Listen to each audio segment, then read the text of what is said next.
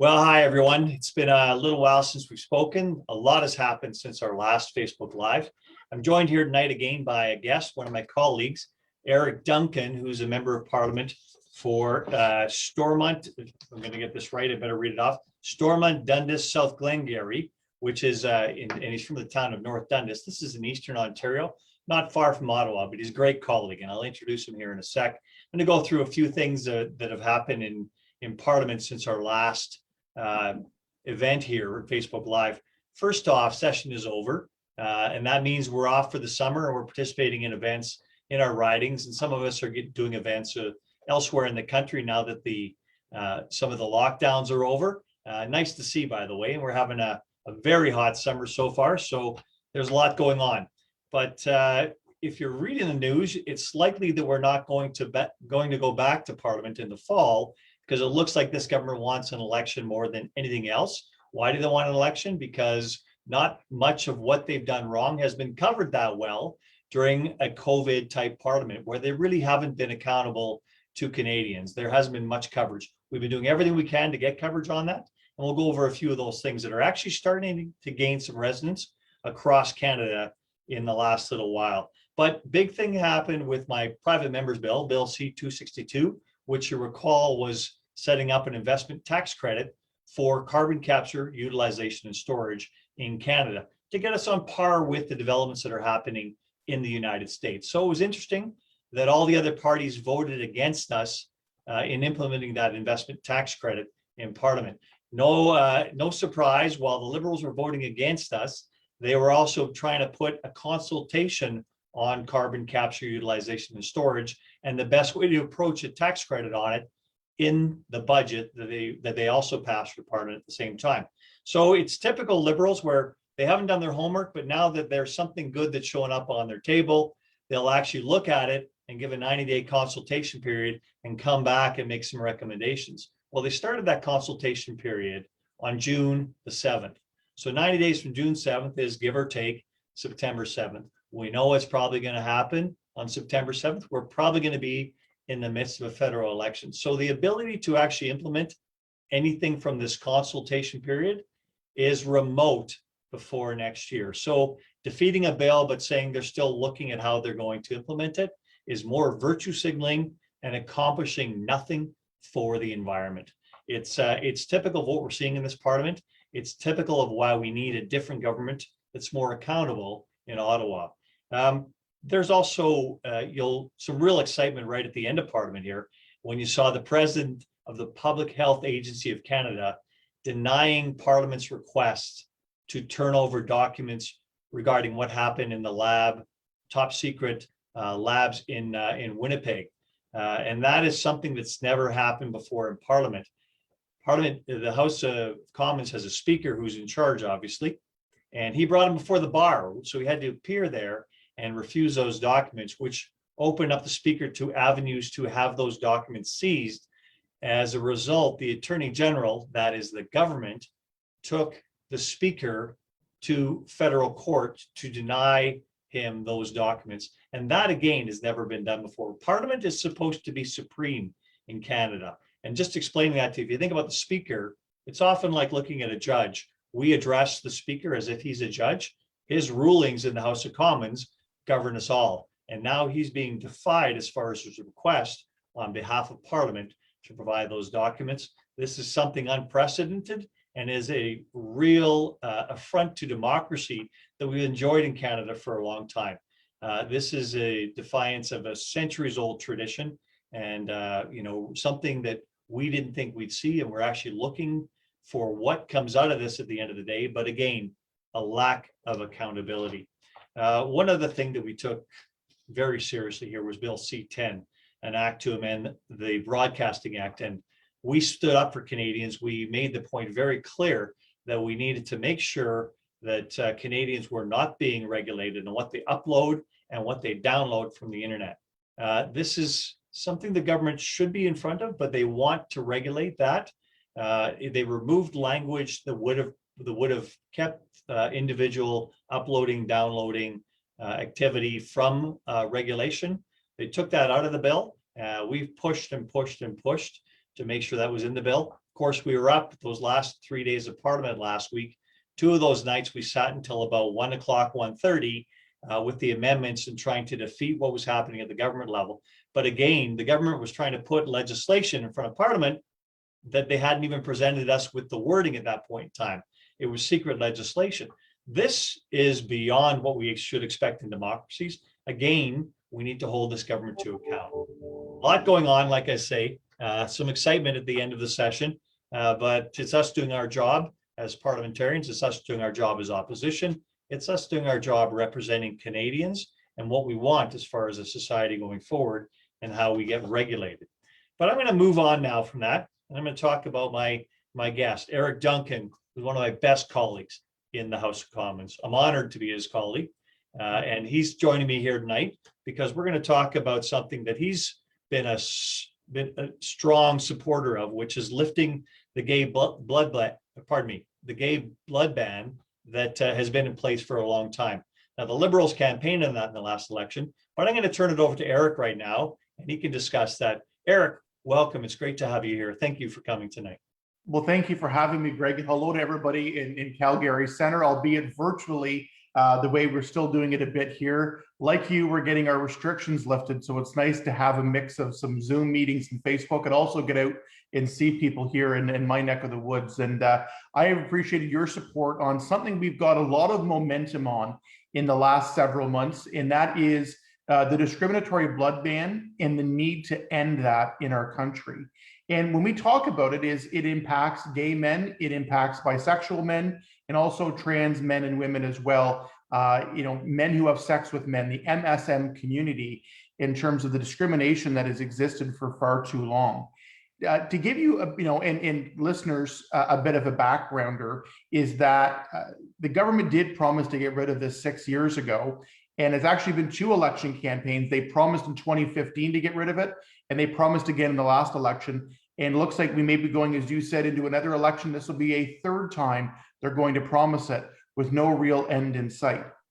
What the context is, and I think it's important for people to know, is that every single blood donation that goes into Canadian Blood Services or HEMA Quebec is tested and screened before transmission to an individual. So there's a rigorous testing process. Every single donation is done.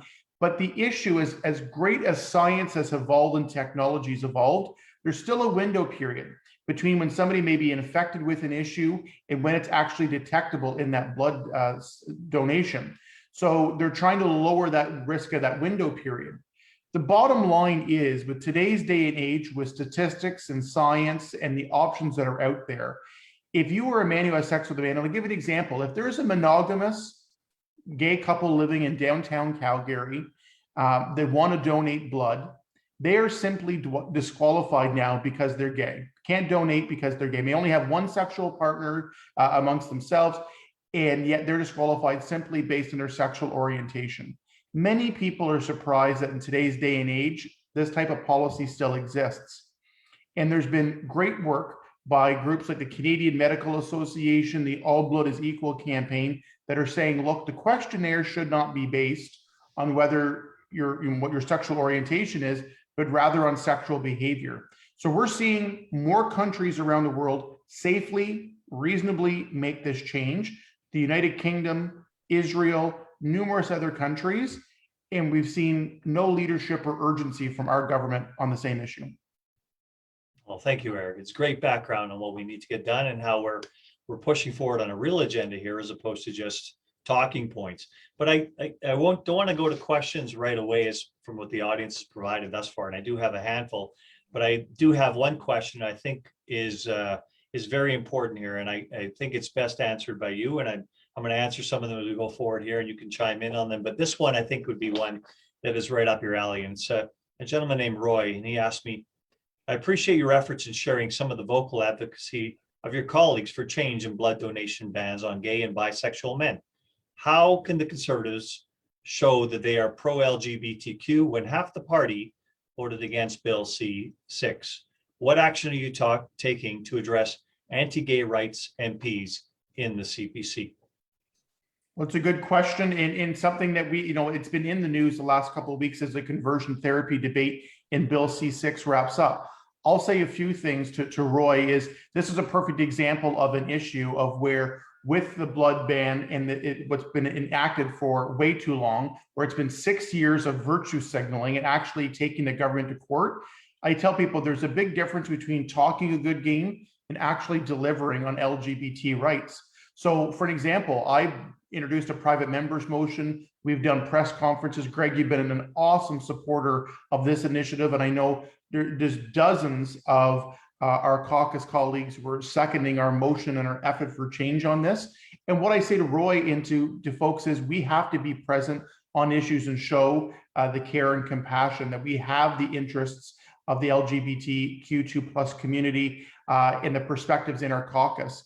And on the conversion therapy bill, I'll say this, both you and I supported that legislation, and I was proud to do so.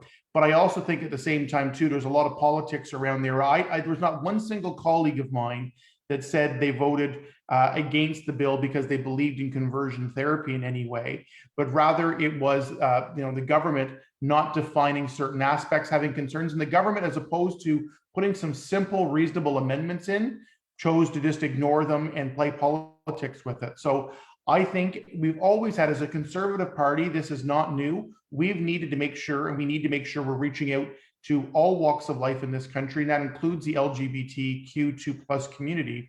And that's why I'm doing events like this Facebook Live. That's why we're talking about the blood ban. That's why we're out talking about issues in Pride Month and all year round to make sure people know there are voices in the Conservative Party that can stand up and represent them.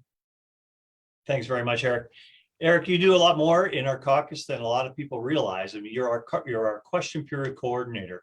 And I know that that's a challenge in itself. It's been very helpful to me as far as getting my efforts at question period ironed out, if you will, because it's for new MPs, it's often a new experience, and you've been so helpful with that. Do you want to describe that a little as far as for the listeners' sake, what that role entails? Sure. Well, it's been a busy almost last year since I was appointed by our leader, Aaron O'Toole, to be question period coordinator. And I always laugh and I tell people the story that whenever he called to offer me the position to say, I'd like you to be on the leadership team, I was quite impressed. And then he said, I'd like you to be the question period coordinator. And my response was, what did I do wrong to deserve that job? And when you watch question period, some days it can make you feel that way. But I've seen the value of it and how useful of a tool in our democracy it is for an official opposition to be able to hold the government to account. And Greg, you've seen that in your role as Shadow Minister for Natural Resources, being able to grill the minister back and forth. And they call it question period and not answer period for a reason. I would argue that the questions are a lot more effective than the quality of the answers at times. But that does say something as well. We're able to get a lot out despite the government kind of playing games with a lack of response many times. It does allow us to bring issues up, get them on the radar, get the media and get Canadians talking about them. And a lot of the things that you're speaking about in your intro have been things we've been trying to hammer home in question period, ask different angles, different ways, and try to get new information where we're keeping it on the radar. And I'll use the We Charity scandal as an example. That was some picking and saying something doesn't seem right here and asking and asking. There were a lot of Canadians in the media that said, this is a nothing burger, don't worry about it. Where are the Conservatives going? Well, the next thing you know, more and more information about the inappropriate relationship between the PMO and the Kielburger brothers, and look where we're at today. So question period is an essential part of what we do. And what I do as part of my job is behind the scenes is to make sure we coordinate our questions to make sure there's a geographic balance from across the country. We're dealing with issues of the day, but we're also dealing with local issues for MPs. And we're making sure that every single region is covered across the country, English and French, seats we hold, seats we don't hold. And so, of course, it's a balancing act, but it's been an awesome experience. Oh, great. Thanks, Eric. Eric, I'm going to jump into questions now. And I'll start answering them, but I'll leave some space at the end of each of these questions for you to chime in as well, if you don't mind, please. I got it. Michael asking me a question. Michael asks, what can we do to prevent Bill C-10 from infringing on our freedom of speech rights? Well, Michael, I think the only thing I can say at this point in time is elect a new government, because they've passed their legislation. As much as we put up the best fight possible, I think, and made sure Canadians were aware of what was at stake here, we didn't win that fight at the end of the day. All the other parties agree to having the regulation of uploading and downloading and the regulation of what you do on the internet going forward. It changes net neutrality, which has existed in Canada for some time. And we'll have to see how it gets regulated going forward. But the opening is there now for the regulation of all our activity on the internet. Anything else, Eric? No, and there's one option. There is the Conservative Party. Aaron has been very clear, our caucus. Actually, I'm very thankful the Senate has not passed it over the summer. And it may not be, if an election's called, may not be brought into law. But there's one clear alternative on this. It goes way beyond, the Liberals try to attack it being going after, it goes way beyond with the goals of Canadian content and modernizing our relationship with big tech. It is completely unnecessary from a freedom of rights and freedom of expression perspective.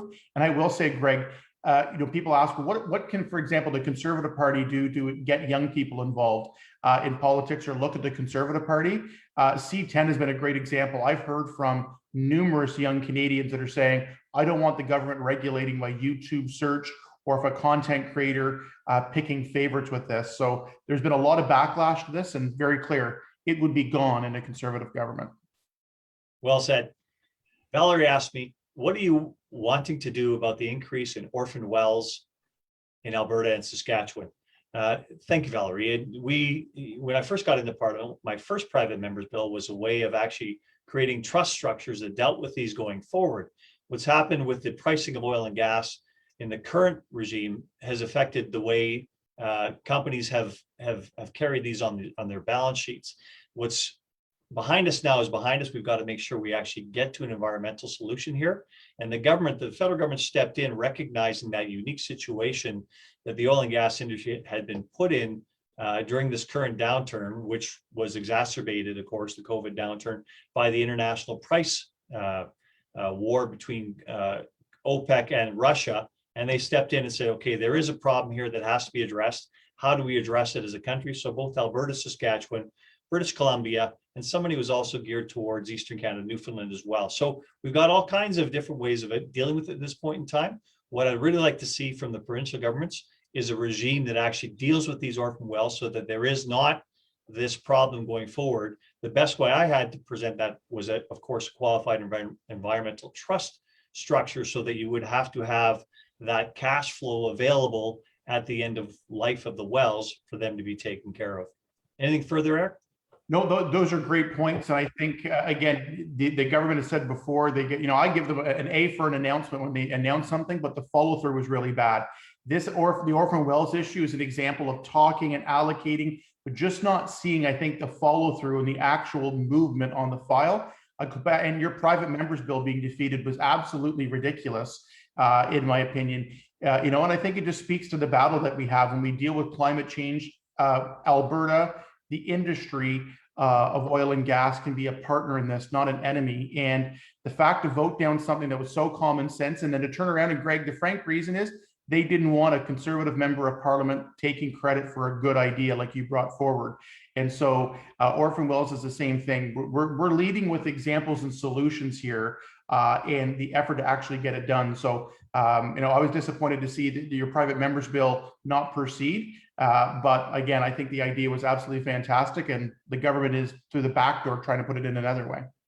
Yeah, it's interesting to be in Parliament and watch that happen because you're hearing the debate come back to even after the budget presentation going, there's no way we can support this from the Liberal members, and going, you have it in your budget. It's a different way of approaching the same problem. Yet you're poo-pooing the solution I put on the table for you. We had a lot of people talk to the government about what carbon capture, utilization, and storage meant for the future of the environment, for the future of the energy development in Canada, and yet it fell on deaf ears as far as their presentation in Parliament. It was interesting to watch. I've got another question here from Maureen. Maureen asks, with the travel restrictions lifting in the coming week, do you have to be double vaccinated to travel, or can unvaccinated or single vaccinated people travel? Maureen, I presume you're talking about international travel because we've been traveling across Canada without vaccinations or with single vaccinations for some times now.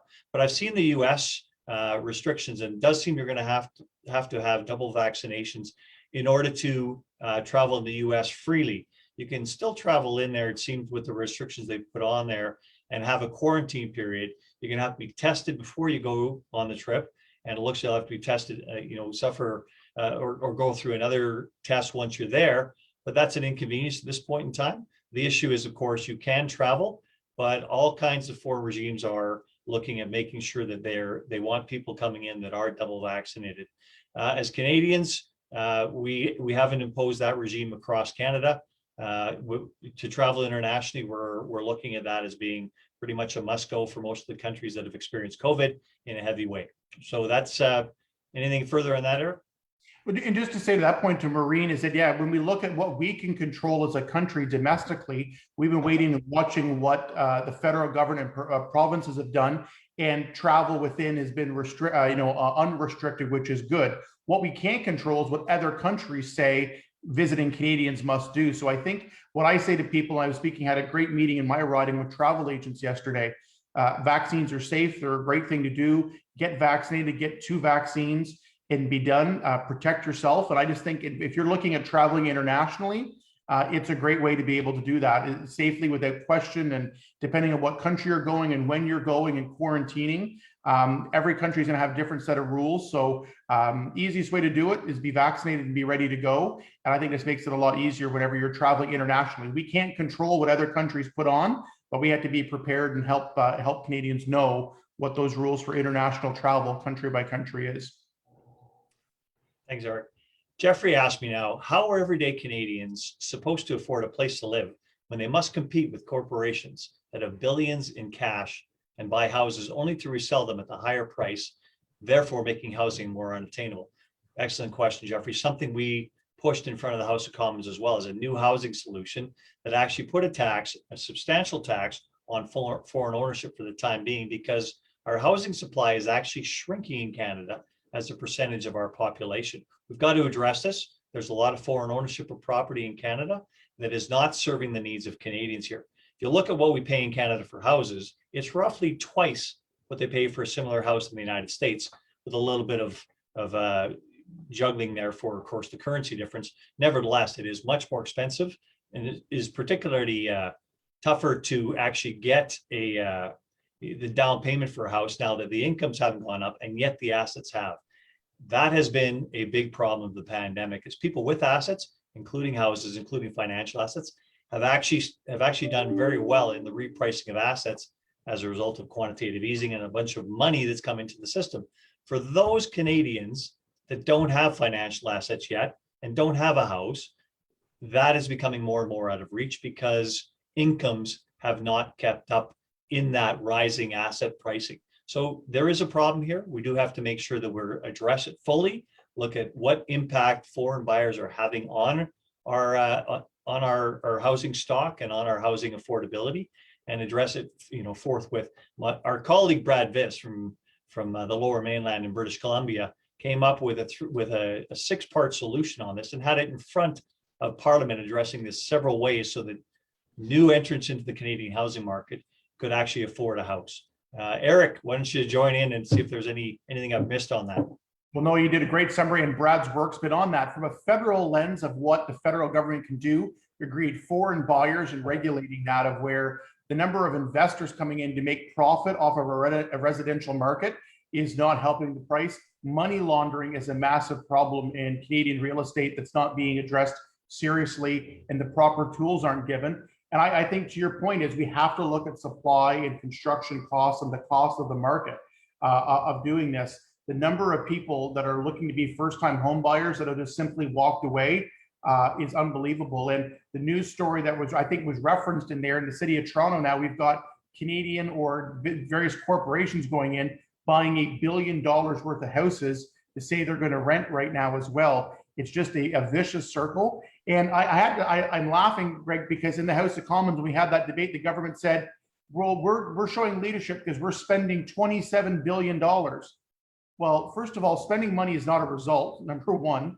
And number two is, how's that working for you? You've spent billions and billions of dollars to help Canada's housing market, and it's worse than ever before. So, I think sometimes getting government out, allowing supply to go up, helps all these costs, and the government's not been managing this well at all. Thank you, Eric. Next question is from Derek. Derek asked, and it looks quite political, frankly, 23 of 26 prime ministers oversaw the residential schools program Why hasn't or won't Aaron O'Toole talk about two undeniable facts? Number one, Pierre Elliott Trudeau is absolutely part of this process. Number two, the 1969 white paper was written by Jean Chrétien under Pierre Elliott Trudeau's government. Why won't Aaron address these facts? Derek, Aaron's about tone. That tone needs to be a measured tone about how we're actually going to fix things going forward. I appreciate that because he has a very positive leadership impact on all our caucus, and I'm looking forward to actually building a government under him that isn't about blaming people in the past, but actually about building and getting results going forward for all Canada, including our Indigenous communities. Thank you. Anything to add there, Eric? No, well said. And I think too, I think part of Aaron's message is we can't just cancel culture aspect of going back. I think political leaders from both sides of the aisle, from all walks of life in our past, have done, particularly when it comes to reconciliation in our First Nations relationship, done a lot of difficult things, terrible things. And I think being focused on solutions, being focused on the future, learning from that, and actually, again, making meaningful change, I think that'll mean 10 times more than going back and canceling people, whether they be conservative or liberal. I don't think it serves a purpose in terms of actually changing the quality of the relationship going forward. Thank you.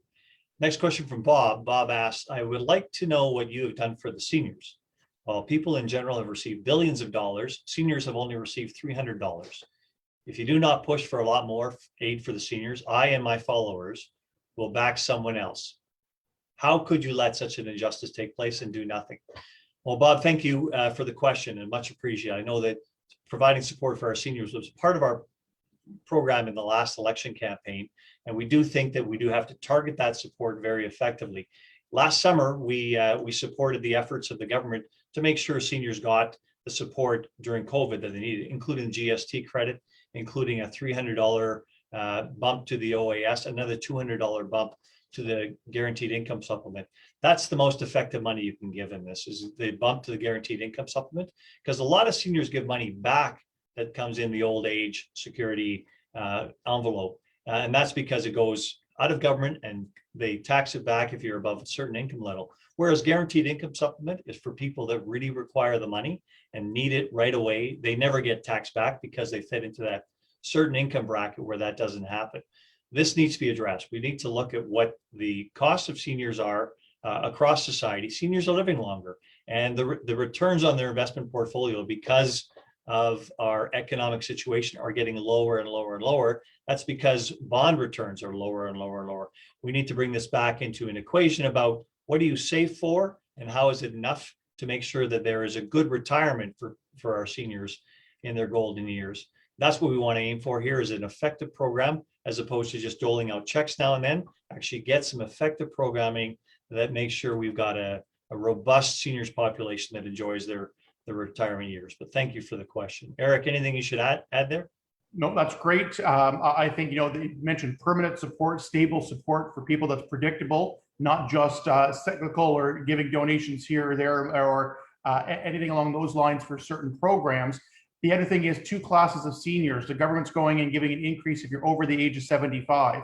And I think there's the demographic of 65 to 75 that need to be addressed as well, and not creating 2 classes. So I'm anxious to see if it's an election that is coming or when it's forthcoming, of us having a policy of treating all seniors with the fairness and respect and equality they deserve, whether you're 76 or 66. I think it's important for sure. Thank you. Simon asked the next question. C-262 would not have been effective at spurring Canadian capture and sequestration program development, and is far inferior to the 45Q tax rules in the US for numerous reasons. I would like to understand why Greg says that he could not propose a refundable tax credit. Please explain. Thanks. Simon, great question. And for everyone listening, C-262 was my private member's bill for a tax credit on carbon capture, utilization, and storage. And my bill was a private member's bill. So Simon, there's only so much I can commit the government to as far as their fiscal framework in a private member's bill. For it to be more effective, it has to be a government bill. So I can't propose a refundable tax credit as a private member. I can as a government member. Now, the government members, of course, are the cabinet. And that's why I think a better program comes through the government here. And that's why we continue to make sure that people are talking to the Department of Finance saying, this is why this program is very important for both the environment and for our economy in Canada. We need to do better. And this is the plan we've laid out. And this plan is unfolding as it should. Like I say, my private members bill was a first step. The second step, of course, was the government to pick it up and make it a refundable tax credit. So I hope that's an adequate explanation, because you're exactly right. It was our intent, and it will be the way it would work if we are actually government. Thanks, Simon. Anything to add, Eric? Couldn't have said that any better. Okay. You know that subject quite well. Well, thank you. Next question is from Ed. Ed asks, while the plan aspects outlined below are reasonable and laudable, the fundamental policy question remains: will the Conservatives, if elected into governance, reverse, annul, or otherwise rescind the 1st May 2020 order in council and allow 2 million plus law-abiding Canadians to resume use of the now prohibited firearms for the purposes they have always served, sport and hunting? Ed, I think my party's been very clear about this as far as how they look at firearms that are held for sport and hunting. We want to target the gang-held guns, the guns that arrive illegally into Canada, and make sure those are actually mitigated and we're not having as much urban crime, which is where we're really seeing the problem with guns in Canada. I hope that's quite clear, Ed. Anything I should add there, Eric? The news came out this week. The independent parliamentary budget officer costed Liberals' buyback program. So it is going to be triple what the government had estimated it to be. Estimating this buyback program, to Greg's point, is not going to tackle gun and gang violence that has been frustrating in many cities across the country. It's going to cost taxpayers $750 million to do that. And the one number that's not in there is any administration of the program. That is simply the cost to buy back those firearms. So I look back and say, look what happened with the gun registry a couple of decades ago. It became a financial and administrative boondoggle. $750 million plus the cost to run the program. I'm going to guess easily, Greg, we're over $1 billion. How that spending $1 billion to tackle gun crime in this country, I think most Canadians would say the last thing is this proposal. So, I think, revoke the order in council has been something very clear, and scrap this buyback program, dedicate dollars to law enforcement to go after guns and gangs. And I don't think there's anybody any criminal in downtown Calgary tonight that's got an illegal firearm or legal firearm that's shaking in their boots with this Liberal proposal and all of a sudden deciding that they're not going to create and conduct criminal acts. It is going after the wrong people, spending a ton of money to not solve a problem whatsoever. Exactly. Malik is our next questioner. Malik says, hi, Greg, I'm a 14-year-old future voter who lives in your riding, and I'm wondering why there are still so many Afghanistan interpreters and their families who are being tortured and killed because all they did was help the Canadian troops while they were on the ground in Afghanistan. I believe that all the Canadian government has to do is snap their fingers and send 1 or 2 planes out to bring them and their families back. Malik, thank you for the question. It is something we've become aware of, and we push the government of Canada here through the foreign minister to make sure that what is the situation here and why aren't the people that were helping us while we served in Afghanistan available to come here on an expedited basis and get to Canada. So we are questioning that. We are trying to move that forward. But thanks for the question. Eric, anything to add on that? Just say, I think it's a wonderful question from a smart future voter there. We looked to the Afghan interpreters when we were there to help protect ourselves, help communicate and keep our soldiers in military safe. And now they need us. And so the fact that it's taken this long, the fact that they're begging for some of these, numerous interpreters to be repatriated here into Canada, even the United States, it's been very slow. We need to act with the urgency that they treated with us whenever they came to our side and to our aid to build a better Afghanistan and a safer Afghanistan there. The pace at which we're doing it's not acceptable. And I agree, we need to urgently deal with this. Everyone's going to make the feel-good statements. The government's going to say, oh, they mean well. But every day that's, I think, wasted and not repatriating, or not, I say patriating, or coming here for the first time. So repatriating may not be the best word, but bringing them here safely to Canada is the least we can do for all that they did for us, plain and simple. Exactly. Thanks, Eric. I got a question from Derek here. Derek says, I went to access, I think there's a typo here. I'm in favor of Bill C-309. It would be valuable to me to know how you plan on supporting this important piece of work. I had to look it up, actually, Derek. Thanks for pointing it out. Bill C-309 has not actually been put on the floor of the House of Commons at this point in time, but it is a piece of legislation put forward by the member of parliament from Nunavut, and it is about getting different language during elections. It's about having the ballots delivered in the language of choice for up to 1% of the population that speak that language. And those, of course, are Indigenous languages. So as opposed to just being bilingual, French and English, to have it in the Indigenous languages of choice where 1% of the population is there that needs to read that. That sounds eminently supportable to me.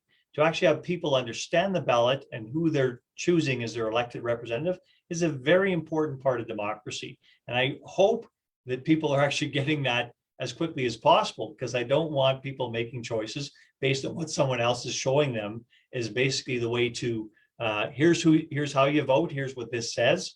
I think the better solution is, of course, to have those ballot questions be very clear in the language that is understood by those people. So I'd look forward to supporting that.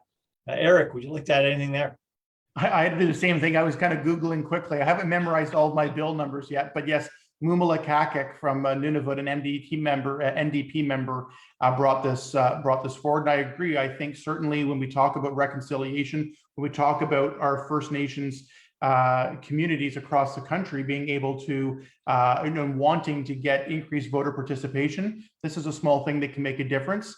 And I think be an important step. So yes, the unfortunate part is with Mumalak's number is that she's later in the order of precedence. So it goes by lottery system and how we bring them forward. But I certainly, same thing, would certainly look at that and support that bill in principle at first glance for sure. Thank you.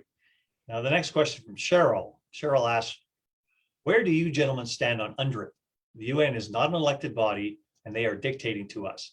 There is no definition of Aboriginal. Does this mean Aboriginal people from any country that legally or illegally immigrate apply? Cheryl, we have opposed the current legislation on UNDRIP for a number of reasons, but primarily definitional about how it applies and how it's affected in the Canadian Constitution, because you're right, it is designed by a United Nations body. We need to have those terms fully delineated for what they mean in Canadian law. Canadian Constitution law is different than what other countries are, and every one of these UNDRIP proposals that comes to the United Nations is going to affect every country differently.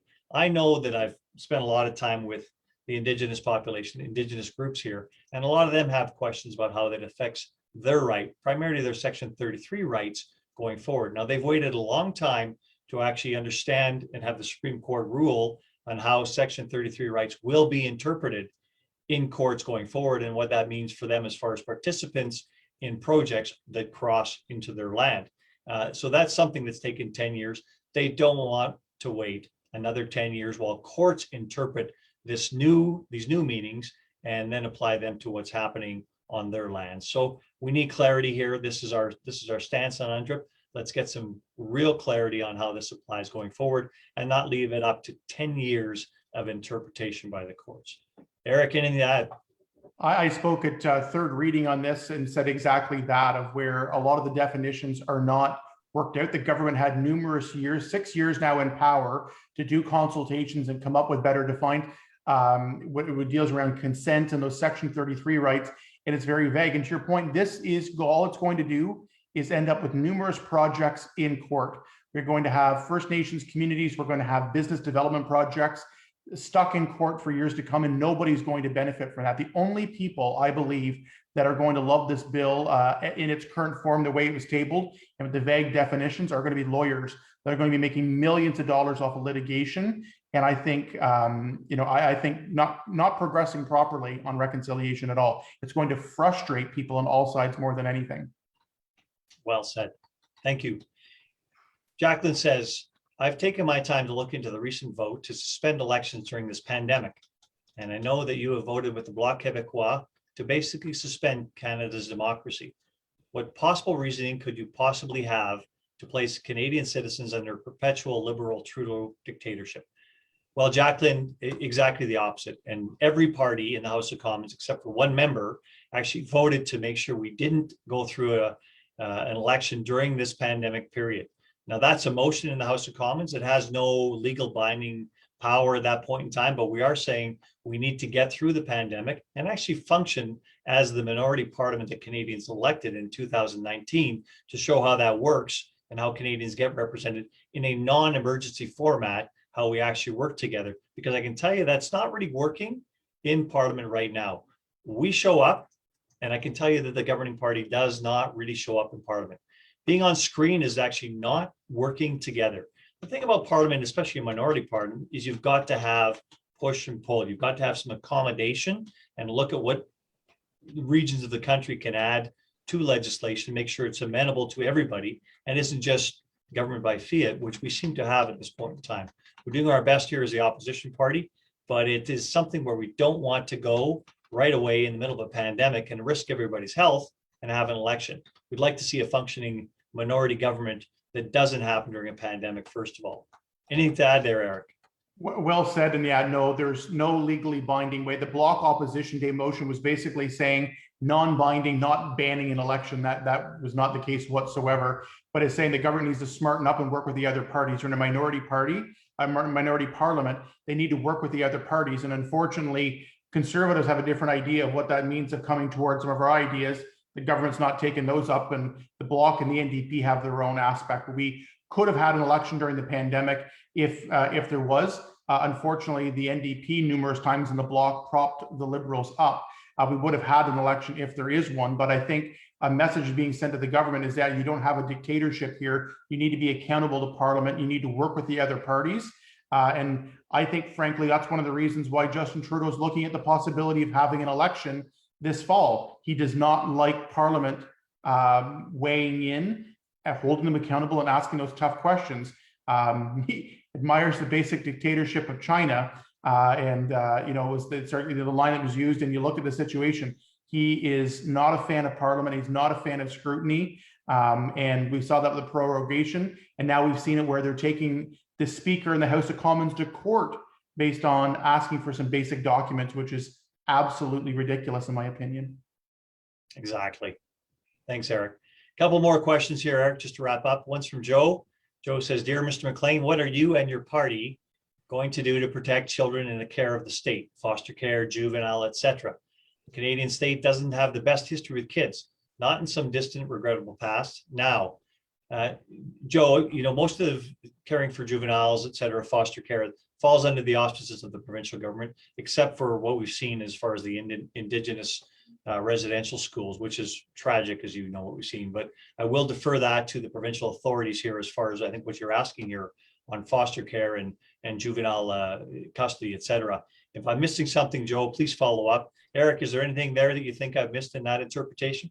Would agree and know for sure. A provincial jurisdiction, for example, in Ontario, it's a family responsibility, obviously by the Ontario government. But I will say, in terms of a federal jurisdiction, just throwing one thing out there where I think our parliament and country needs to have a conversation at a national level when it comes to the adoption process of making adoption easier for families and parents that are interested in growing their family.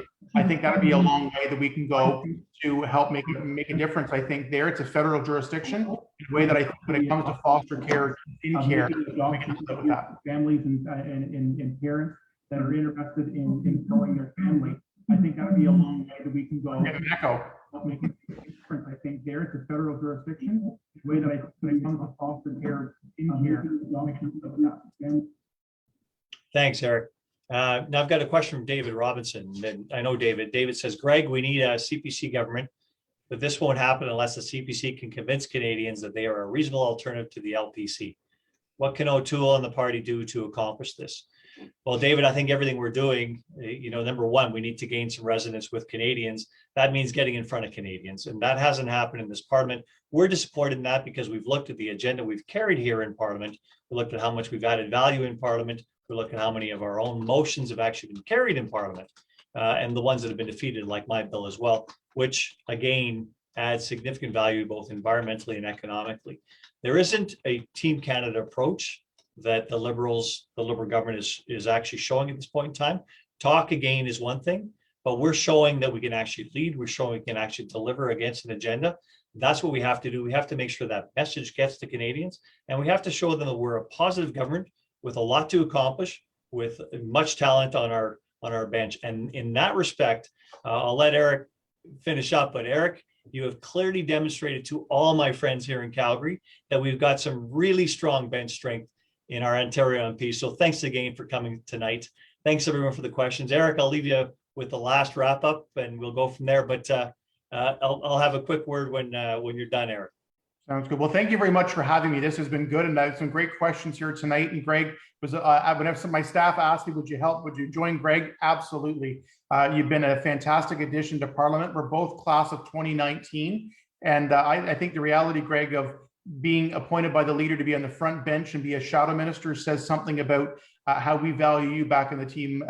What you're bringing from Calgary to Ottawa is very helpful. So the last question there was very valid. We need to be making sure that we have some bold ideas, that we have something that can resonate with more Canadians, hoping as the pandemic comes to an end, knock on wood, we get back to more of a sense of normalcy. We can get out and meet people, talk more about secure the future, all of our different plans, and everything on more niche issues on a file like the blood ban and what we're doing of putting some reasonable, smart government and waiting like proposals. So it's a pleasure to join you, and thanks for having me tonight, Greg.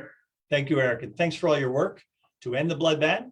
And thanks for all your work as my colleague in Parliament as well. You've been fantastic. I really appreciate working with you.